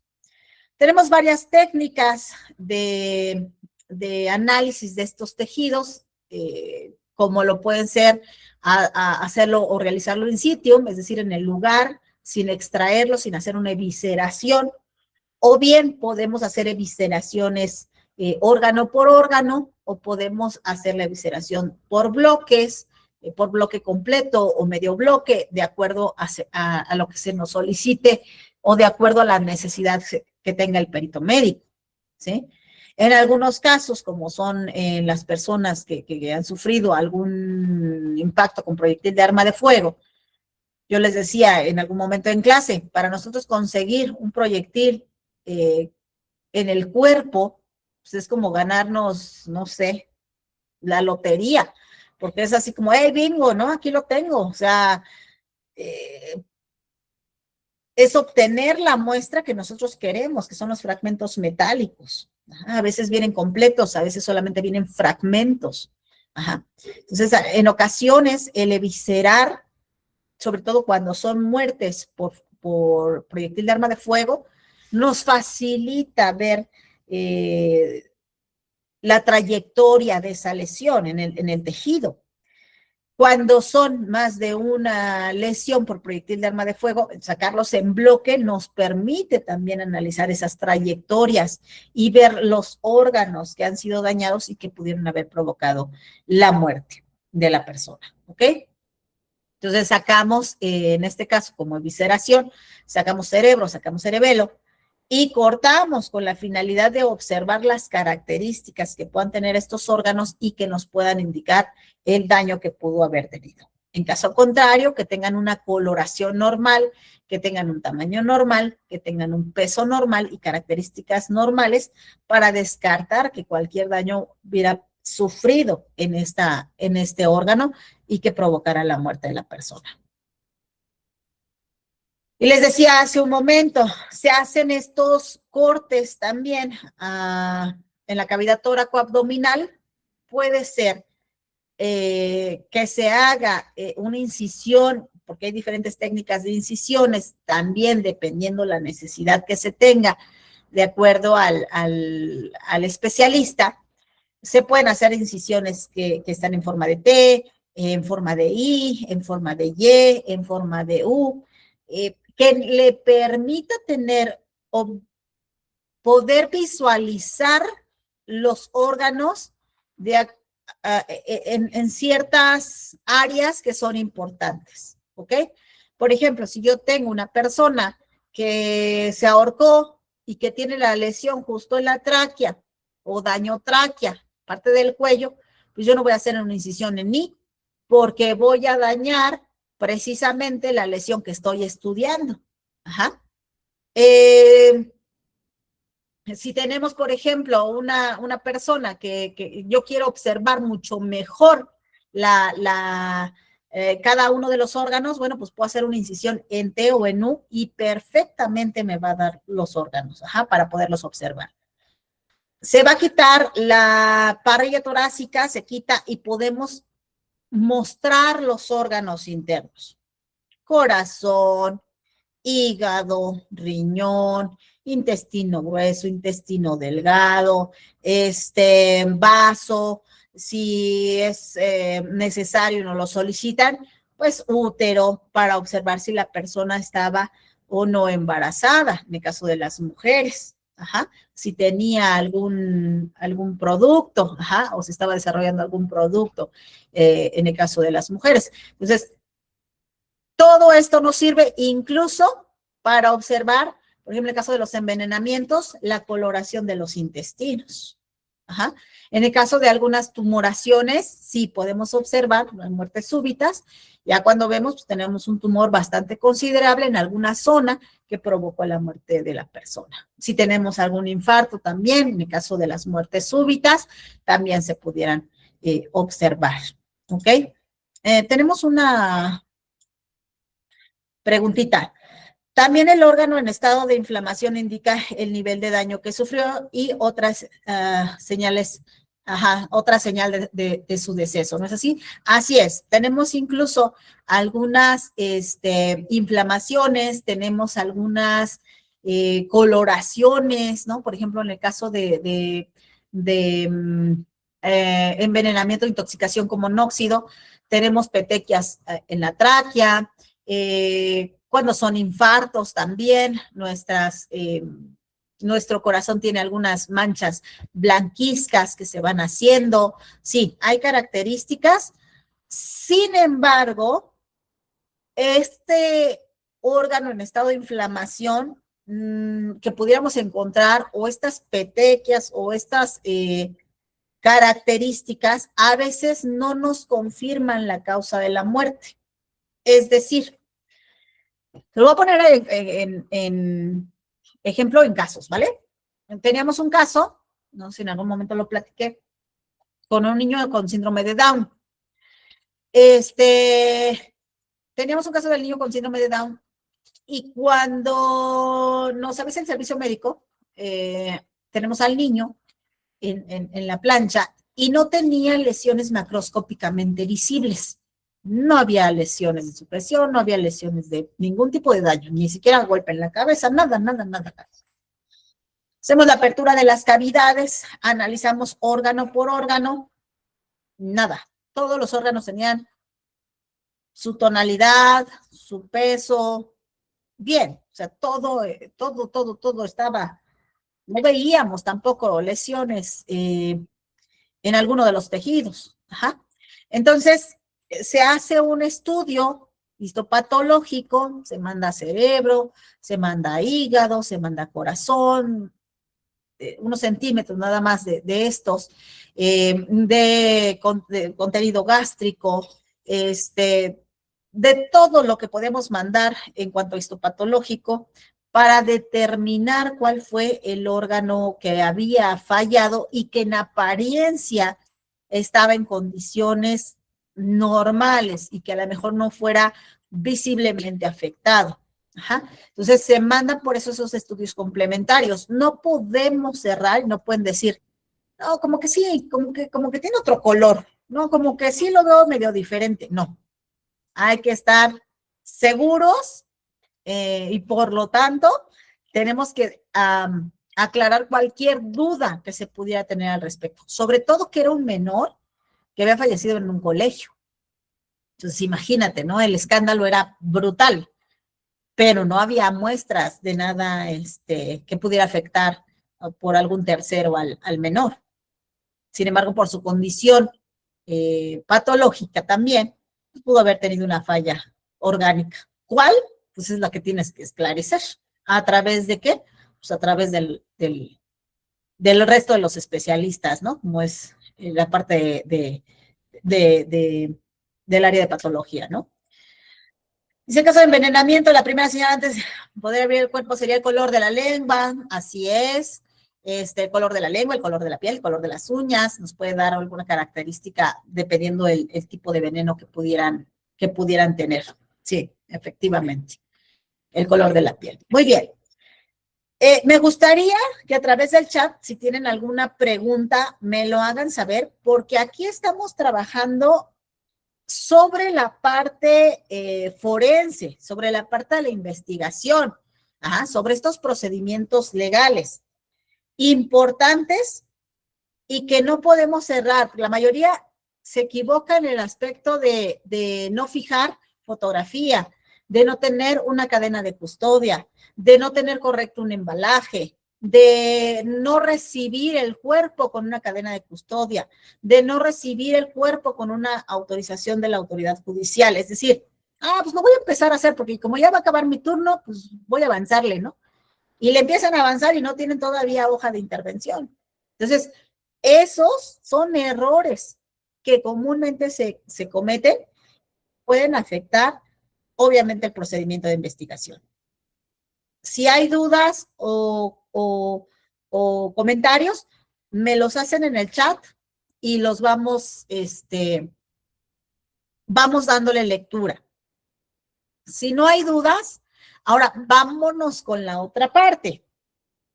Ya tenemos la investigación, ya tenemos la parte de la causa de muerte, ya se le notifica al Ministerio Público cuál ha sido la causa de muerte y por lo tanto el cuerpo tiene que ser liberado.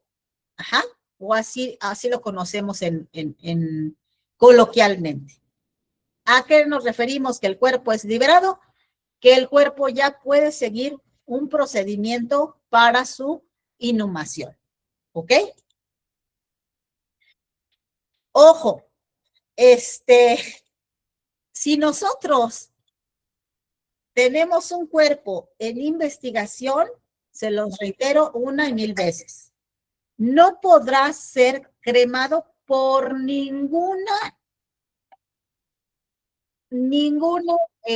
situación, ¿ok?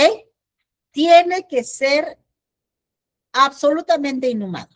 No hay proceso de cremación para una persona que está en un proceso de investigación o que tiene una carpeta de investigación, ¿sí? ¿Por qué se los comento? De pronto la familia te dice es que yo lo quiero cremar. No, yo no lo voy a sepultar, yo lo quiero cremar, yo lo quiero tener en mi casa y es que no sé qué. No se puede.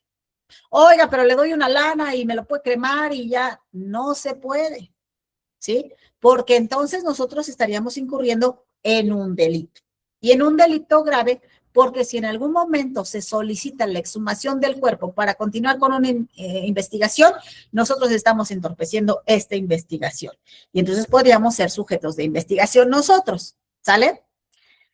No hay manera de que las personas pudieran hacer la cremación de un cuerpo que ha sido necropsiado. ¿Qué podemos o qué sí podemos hacer por una familia que llega con nosotros y nos dice, quiero ver a mi familiar como era antes, cuando estaba vivo? ¿Qué puedo hacer? Ahí es donde entra el trabajo de la tanatopraxia. ¿Qué es la tanatopraxia? Son todas aquellas técnicas que nos sirven para higienizar, para reconstruir, para preservar, para maquillar a un cadáver, para que sea visible para la familia, para que pueda ser inhumado. ¿Todos los cuerpos se pueden embalsamar? Sí, con diferentes técnicas, pero sí. El objetivo de la preservación o del embalsamamiento es sustituir toda la sangre que tenga el cuerpo por químicos preservantes. Estos químicos preservantes se inyectan a través de las arterias y van a ayudar a sustituir y a evitar que el cuerpo se descomponga. No para siempre, no es una técnica permanente. Es una técnica que se utiliza de manera temporal en lo que se llega a ese proceso de inhumación.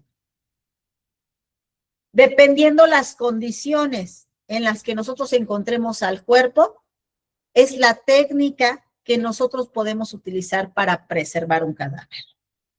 Les decía hace un momento, el cuerpo se preserva a través de las arterias, pero hay una diferencia en tener un cuerpo íntegro, como lo vemos del lado derecho con la mujer, en donde tenemos un cuerpo completo, ¿sí?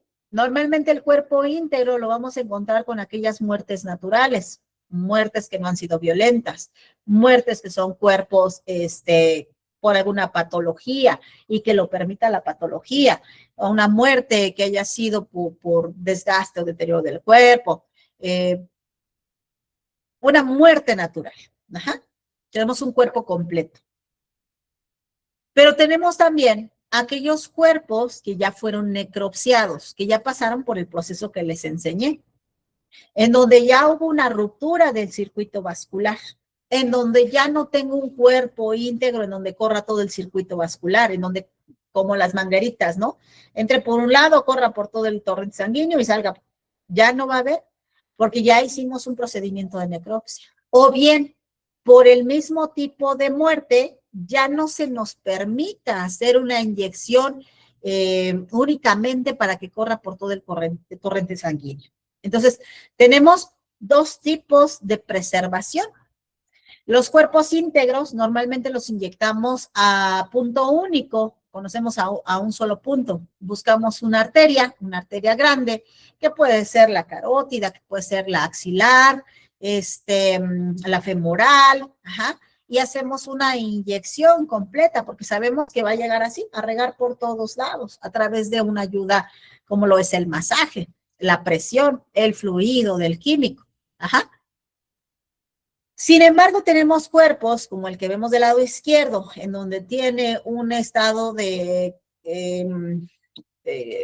quemación o que está quemado a un grado 3, incluso algunos autores lo pueden manejar 4, en donde sus arterias no las vamos a encontrar en la misma condición porque estuvieron sujetas a mucho calor, a temperaturas muy altas. Ajá.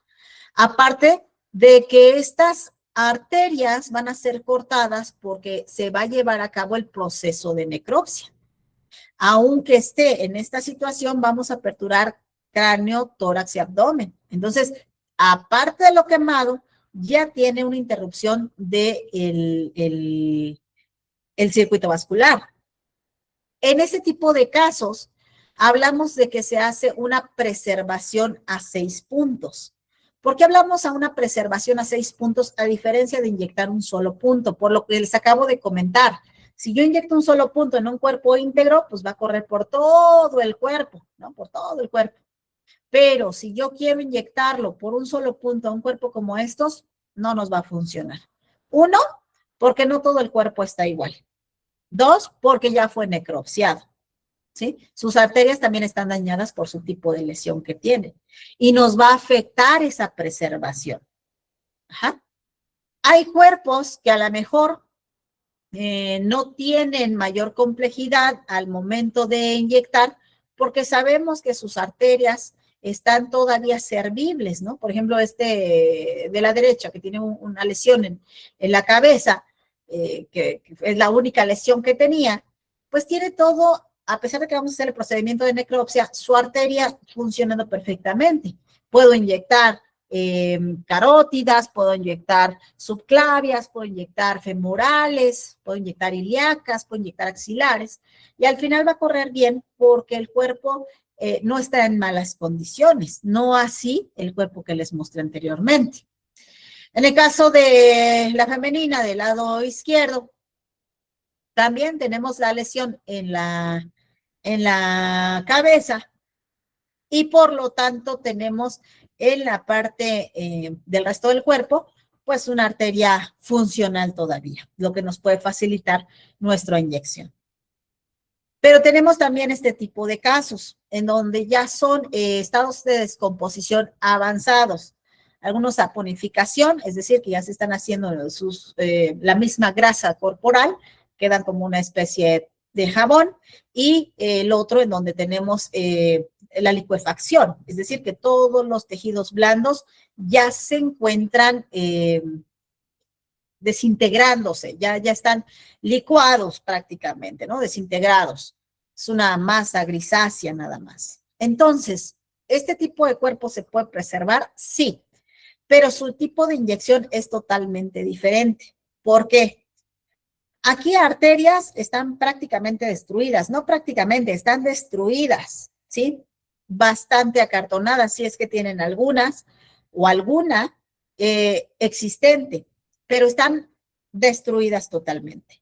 Al estar destruidas, lo que puedo hacer son inyecciones hipodérmicas, es decir, debajo de la piel, y buscar estas inyecciones a lo largo y ancho del cuerpo que estoy abriendo. También, acuérdense que tienen que pasar por el proceso de necropsia.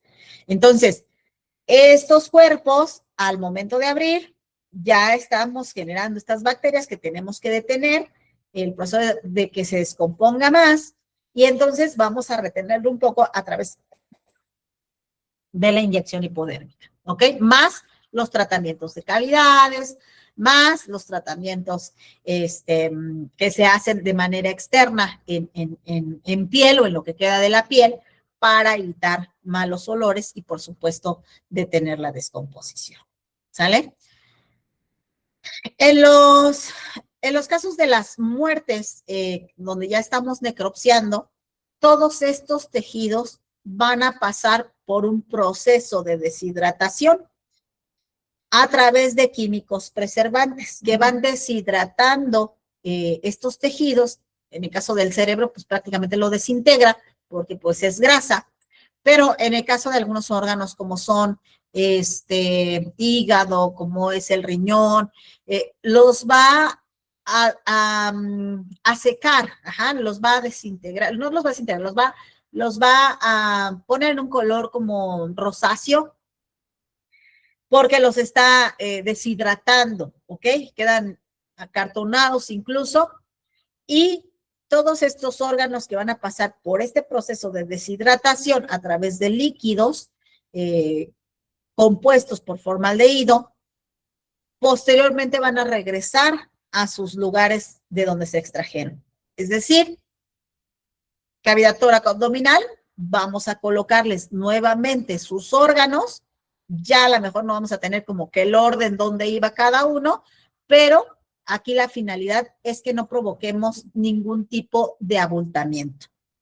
Y entonces, ya cuando tenemos este proceso de preservación que hemos hecho, ahora ya podemos darle una presentación en cuanto a la parte de tanatoestética, ¿ok? Es decir, cuando nosotros pasamos ya a la entrega de un familiar, más bien a un familiar del cadáver que hemos trabajado, digo, ya estamos hablando de otra parte, ¿no? Una fue la parte de la investigación judicial, el proceso de necropsia, todo el asunto. Ya estamos hablando ahora de la parte en donde ya tengo al cuerpo, ya lo tengo que entregar al familiar, ya llegó necropsiado. Miren, por ejemplo, aquí pueden ver una necropsia en Y. Ya me llegó el cuerpo necropsiado, ¿sí? Ahora, hay que darle la presentación que sea grata para el familiar, para que su duelo también pueda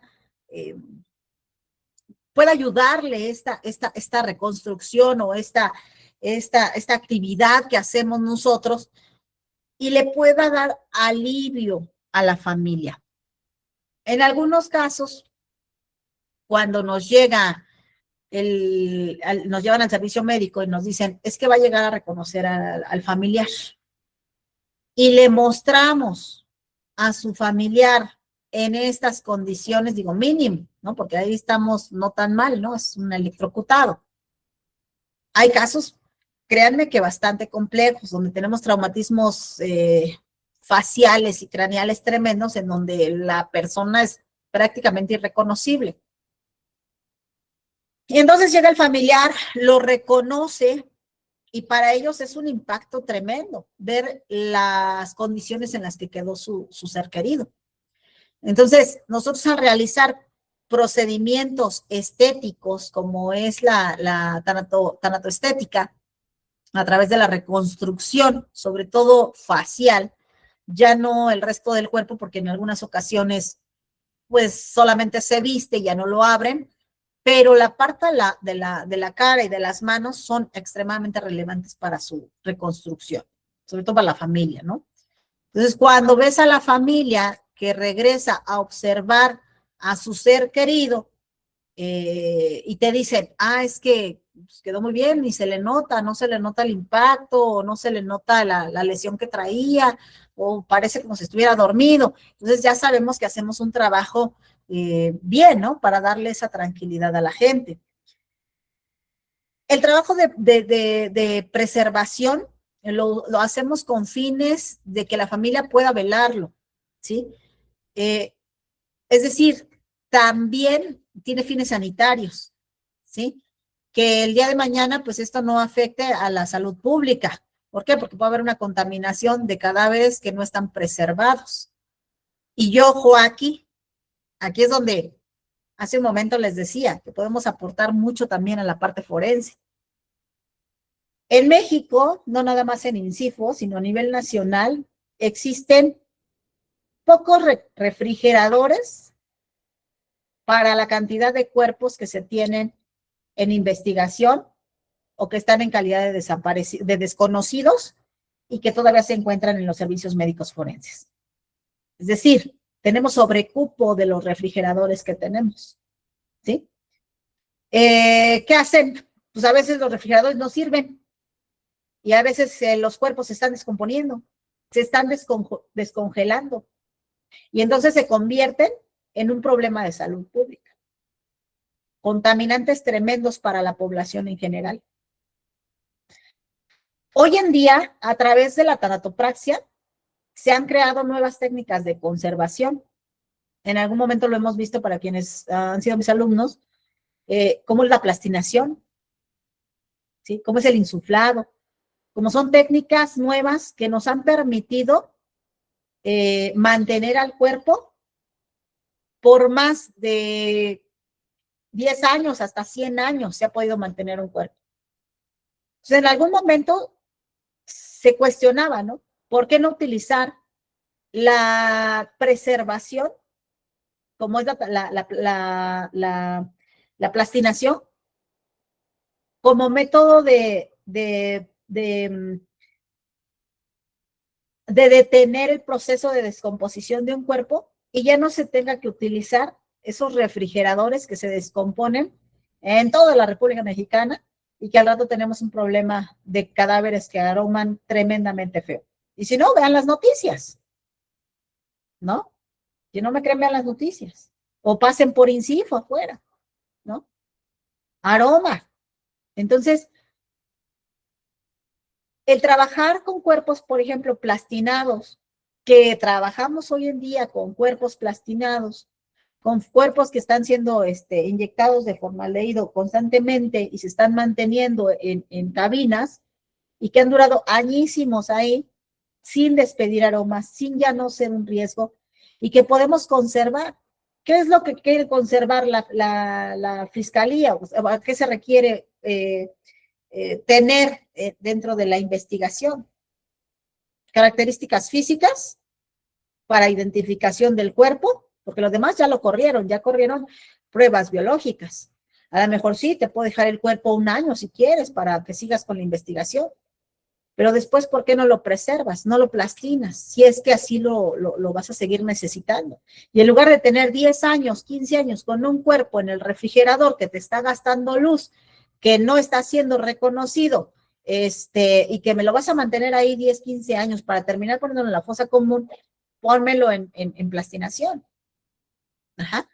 O hazme una preservación constante, ¿no? En la que estamos inyectando constantemente estos químicos y que nos permita hacer la investigación de una lesión. ¿Por qué no mantienes el órgano dañado? La perforación del órgano dañado. Para los que ya conocen un poco el tema del embalsamamiento y la preservación, se ha dado cuenta cómo se preserva un cuerpo a través de la plastinación. Y podemos preservar piel, músculo, órganos. Entonces, esto puede ser para la investigación forense una gran herramienta. La reconstrucción, muchachos. O sea, en algunas ocasiones los cadáveres que encuentran en calidad de desconocidos no pueden ni sacarle foto, ¿vale? Sí tienen a lo mejor y le sacan muestras condrocostales para los que están en calidad de desaparecidos, el endodontograma, huellas dactilares para después hacer un comparativo. Pero por supuesto también se pueden hacer reconstrucciones, ¿sí? Estas reconstrucciones nos permiten también que se pueda subir a lo mejor una foto a las redes o a las bases de datos y dar con la característica de la persona por medio de estas reconstrucciones, que hace precisamente el tanatopractor, ¿ok? Entonces, son disciplinas que sí, una está muy distante de otra, pero que al mismo tiempo, por supuesto que se pudieran aportar muchísimo. Si yo hago más consciente al médico, porque hemos estado en los dos lados, yo les decía, hemos estado del lado del médico en donde a lo mejor son a veces egoístas y dices, ay, no importa, tú córtale aquí, córtale acá, sin importarte arterias y venas que al rato va a batallar el pobre embalsamador. O hazle una incisión en Y, no importa que sea mujer, ¿no? No, o sea, seamos a lo mejor un trabajo en equipo, ¿no? Yo he visto médicos que dicen, o su servidora, ¿no? A veces me toca hacer necros y yo digo, no, pues el compañero que viene me dijo que le echara la mano porque la familia le quiere poner vestido, ¿no? Pues vamos a hacérsela en U, ¿no? Para que no se le note aquí la lesión ni la sutura, ¿no? Porque le van a poner un vestido escotado, ¿sí? A ver, si no hay necesidad de cortar arteria, pues no se la cortes tan pequeña, ¿no? Para que pueda hacer la reconstrucción, para que se pueda hacer la inyección, ¿no? También el médico, ¿no? ¿Sabes qué? Pues, o el embalsamador, ¿no? Ah, bueno, pues ya me dijo el médico que la persona tenía, no sé, falleció de tuberculosis, porque a veces la familia no nos dice, ¿no? Te das cuenta por el médico y a veces decimos, ups, tiene alguna enfermedad infectocontagiosa y yo sí soy de decirle al que sigue, ¿no? Al embalsamador, oye, aguas con porque pues tiene una enfermedad infectocontagiosa, ¿sale? Cuídate. ¿Por qué? Porque a mí también, en algunos casos, pues te echan el pitazo el médico y te dice aguas, ¿no? Porque has estado en ambas partes. Entonces, creo que son áreas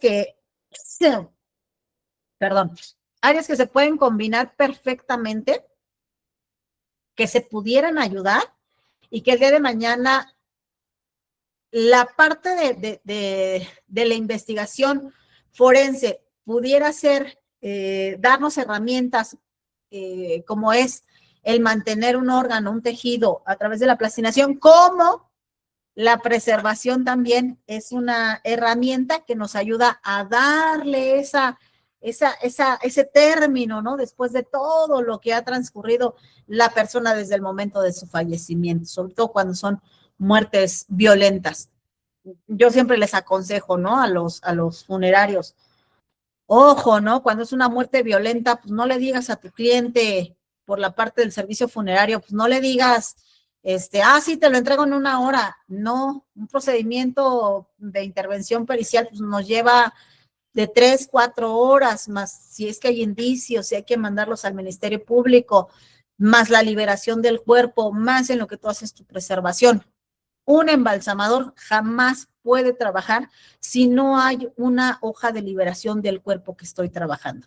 De lo contrario, estaríamos también cometiendo un delito, entorpeciendo la investigación y podemos tener repercusiones legales. Hasta que no se nos indique que el cuerpo ha sido liberado por parte del Ministerio Público, entonces yo ya puedo hacer un procedimiento de conservación del cadáver. Siempre les he dicho, dígale al familiar, entre 6 8 horas o incluso 10 horas posteriores podríamos hacer la entrega del cuerpo ya embalsamado totalmente. Pero sí, a veces llegan y te dicen, es que me dijeron que en 2 horas. No, pues 2 horas apenas estoy empezando la necro.